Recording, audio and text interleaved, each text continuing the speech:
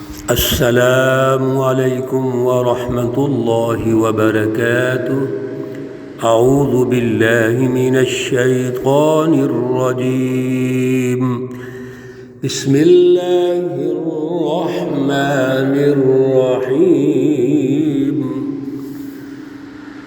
فلا تطع المكذبین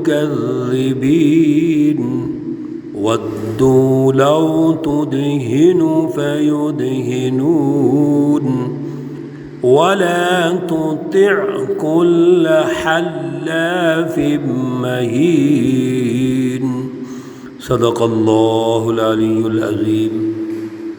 اللهم صل على سيدنا ومولانا محمد النبي الأمي وعلى آله وأصحابه وبارک وسلم وصلی علیہ۔ معزز سامعین و سامعات، پارہ نمبر 29 سورۃ القلم، آیات مقدسہ 8 تا 15 ہیں۔ اللہ رب العزت ان آیات کا فہم اور شعور عطا فرمائیں اور عمل کی توفیق اور صلاحیت عطا فرمائیں۔ بڑی اہم گفتگو ہو رہی ہے۔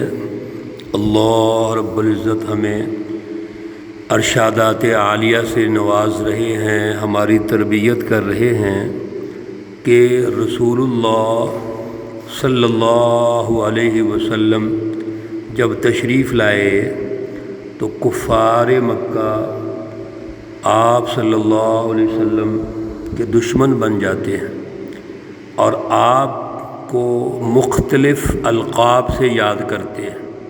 آپ کو مجنو کہتے ہیں، استغفر اللہ، دیوانہ کہتے ہیں، مفتون کہتے ہیں۔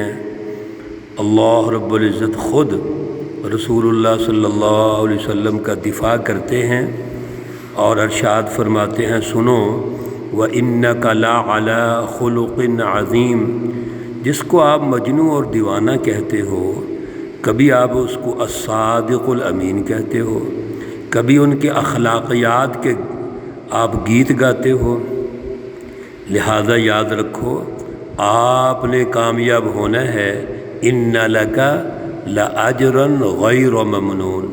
آپ قومی اور بین الاقوامی سطح پر اللہ کے فرمودات، اللہ رب العزت کی توحید کی بالادستی کریں گے تو آپ ان قریب دیکھ لیں گے کہ مفتون کون ہے اور سچے راستے پہ کون ہے اور گمراہی پہ کون ہے۔ اللہ رب العزت نے مکۃ المکرمہ کی سوسائٹی، کفار مکہ اور مشرکین مکہ کا یہاں نقشہ کھینچا ہے، اور ہمیں بڑی اہم گفتگو ہے میرے عزیزو۔ توجہ رکھیے کہ حزب الشیاطین جو ہوتی ہیں ان کے افراد کیسے ہوتے ہیں۔ اللہ رب العزت نے بطور تمثیل یہاں ایک فرد کے حوالے سے کچھ باتیں ارشاد فرمائی ہیں۔ مقصد یہ ہے کہ یہ شیطانی جماعت ہے، یہ حزب الشیاطین ہیں، اور یہ ان کے کون کون سی ان کی خصلتیں ہیں، ان کے رویے ہیں، ان کا مائنڈ سیٹ کیسا ہے، سنیے ذرا۔ فلا تطع المکذبین۔ پہلی بات تو یہ ہے، اے رسول اللہ صلی اللہ علیہ وسلم، ان جھوٹوں کی کبھی بھی اطاعت نہیں کرنی، ان کی پیروی نہیں کرنی۔ فلا تطع، بس نہ پیروی کرو، نہ بات مانو، المکذبین، ان جھوٹوں کی۔ جو جھوٹے لوگ ہیں، جھوٹی جماعتیں ہیں، جو توحید کے مقابلے میں شرک کی فلسفی رکھتے ہیں، عدل کے مقابلے میں ظلم کی فلسفی رکھتے ہیں، یہ جھوٹے ہیں، یہ تو اللہ کے منکر ہیں۔ لہذا یاد رکھیے، کبھی بھی کسی حالت میں ان کے پیچھے نہیں لگنا۔ یہاں رسول اللہ صلی اللہ علیہ وسلم کو حکم ہے، اور ہمیں بھی یہ بات سمجھائی جا رہی ہے، کسی دور میں بھی اگر جھوٹی جماعتیں ہیں تو ان کے پیچھے مت لگو۔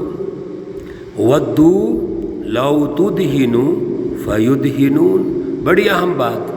ودو یہ چاہتے ہیں، یہ کفار اور مشرکین چاہتے ہیں کہ آپ ڈھیلے ہو جائیں، فیدہنون وہ بھی ڈھیلے ہو جائیں گے۔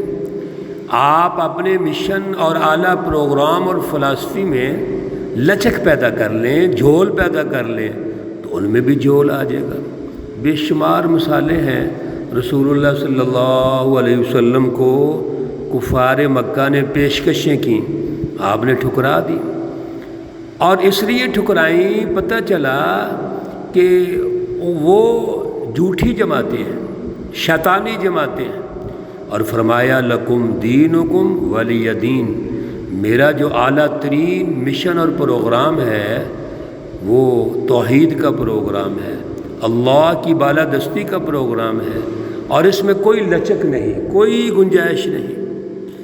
وَلَا تُطِعْ، آپ ان کی پیروی نہ کریں، کس کی؟ کُلَّ حَلَّافٍ، ہر قسمیں اٹھانے والا، مہین، بے قدر۔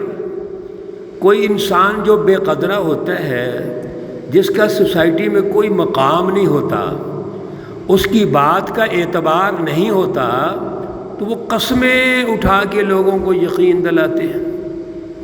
یہ بھی رویہ کفار اور مشرکین کا ہے۔ اس لیے قسمیں تو اٹھانی نہیں چاہیے، اس لیے قسم اٹھائیں کہ لوگ یقین نہیں کرتے، اعتبار نہیں کرتے۔ رسول اللہ صلی اللہ علیہ وسلم کو یہاں اللہ نے ارشاد فرما دیا کہ جتنے بھی یہ قسمیں اٹھانے والے ہیں، بے قدرے ہیں، ان کا کوئی اعتبار نہیں ہے، ان کا سوسائٹی میں کوئی اعتماد ہی نہیں ہے، لہذا ان سے بچنا ہے، ان سے دور رہنا ہے۔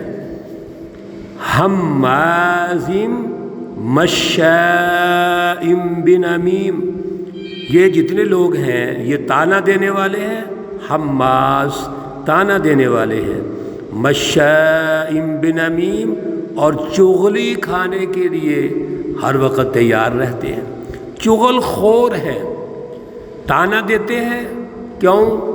دلیل تو ہے ہی کوئی نہیں۔ جس بندے کے پاس کوئی دلائل نہ ہو، ہٹ درمی ہو، ضد ہو، وہ تانے دینا شروع کر دیتے ہیں اور پھر چغلیاں کرتے ہیں۔ بہت بڑا مرض ہے سوسائٹی میں، یہ بھی کافروں کی ایک مرض ہے اور بیماری ہے۔ پھر اور ان کی بیماری کیا ہے؟ مناع للخیر، بھلائی کے کاموں سے روکتے ہیں، معتدن، حد سے بڑے ہوئے ہیں، اسیم، بہت بڑے گناہ گار ہیں۔ تین صفتیں، تین نشانیاں ان کی کفار اور مشرکین کی اللہ رب العزت ارشاد فرما رہے ہیں۔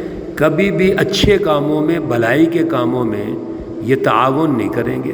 یہاں یہ بھی سمجھ لو بھلائی کا کام کون سا ہے یہاں پر؟ جو رسول اللہ صلی اللہ علیہ وسلم دعوت دے رہے ہیں، فلسفہ توحید کی دعوت، ظلم کو ختم کرنے کی دعوت، عدل کے سیاسی اور معاشی نظام کے غلبے کی دعوت، یہ ہے۔ اس میں رکاوٹ ڈالیں گے؟